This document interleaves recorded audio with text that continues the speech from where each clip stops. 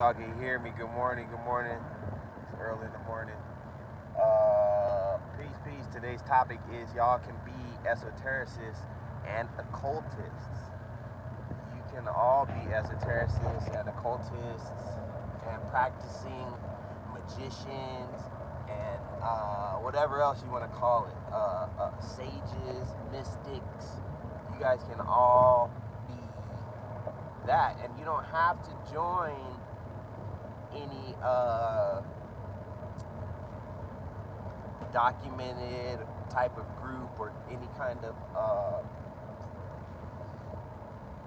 of group for it. You know what I mean? There's self-initiation, there's internal initiation.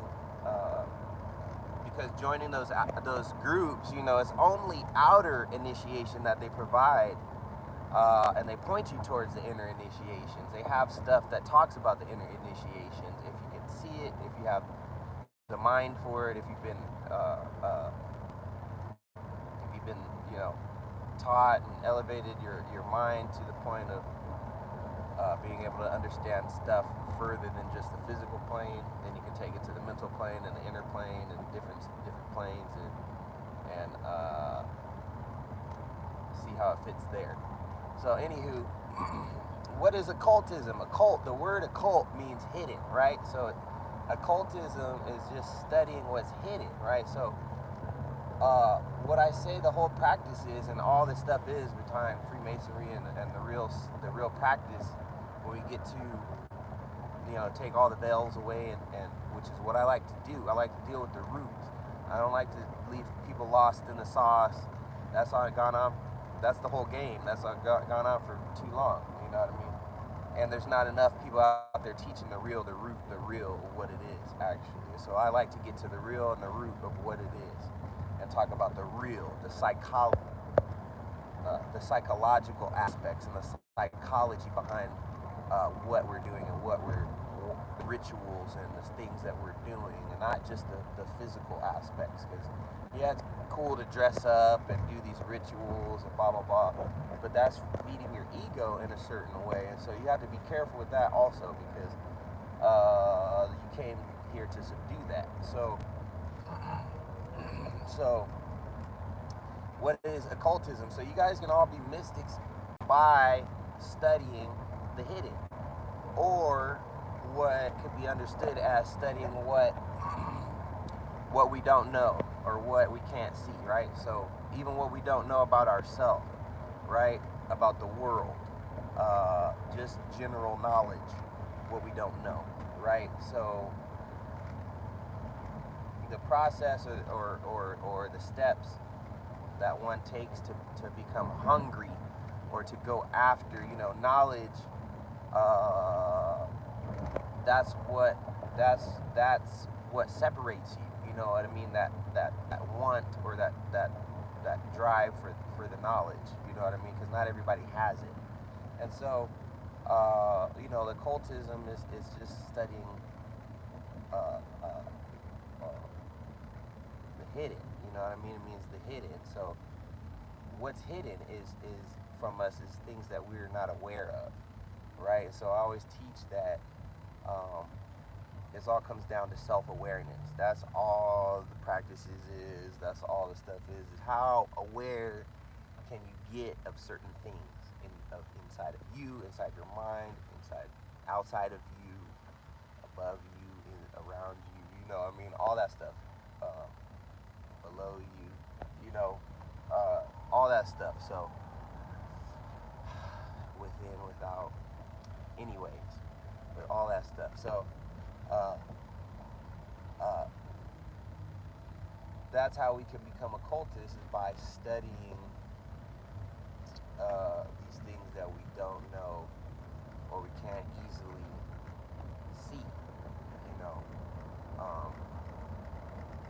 and so, like, if you're dealing with yourself,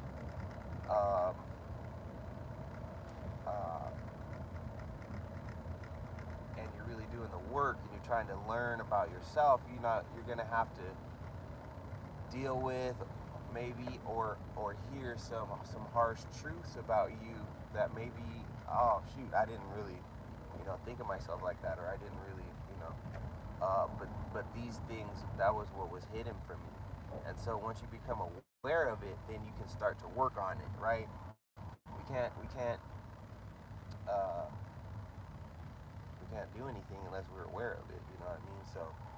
So that's what enlightening somebody is bringing the light to their mind, to that dark place in their mind. Is we have all that knowledge. We all share it in the consciousness, but parts of our individual brain have like blank spots until the light is shined on it, and then it's like, oh yeah, almost like I remember, you know. Um, I know, you know what I mean? You know, so uh, that's all it comes down to is studying the root of stuff, studying yourself, studying what's hidden, studying what we don't know. And so in the culture I was brought up in, the unknown is represented by the letter X. And so how I was taught is, how do we study, how do we learn the unknown? We learn the unknown by studying the known. So we study what we do know, and not just the individual, but like all of humanity. So you go and you study the sciences, you study the history, and you get the ability. That's why I can travel and deal with people that are Moorish. I can deal with people that are Hebrew and Israelites. I can deal with people that are Muslim, Hindu, uh, Rasta, any kind of religion, because I studied a lot of it. I studied their religion, I studied their histories, and so I understand what was hidden from people from my culture, from the American general type of culture, the stuff that was hidden, because that's not what's taught, and that's not what's given to us. So you have to kind of go dig for it and go seek it out, search it out, and that's what I did. And then when you seek it out and you search it out and you have it in your mind, and when you come across those situations or those people, you don't have such a bad reaction to it. You know what I mean? You can navigate it a little bit better. You can uh, uh, uh, you can blend in with the people. You can be more of a chameleon and be accepted everywhere. You know what I mean? If you want to, and travel how you want to in foreign lands. You know what I mean? And so, that's what's very important about understanding the point and the purpose of being an occultist or an esotericist. It's not just about dressing up in fancy robes and doing all these, visualization techniques, and those things are good, to teach the mind, to hold a picture in the mind and stuff like that. But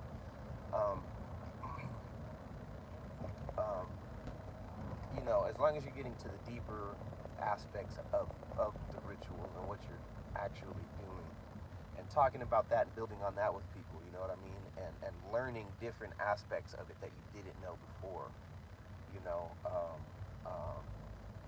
I remember when I was junior deacon, and specifically there was a time when I went to senior deacon, there was a time I was sitting in lodge and I had a very deep personal experience, where I realized the lodge was not a lodge. It was represent the human body.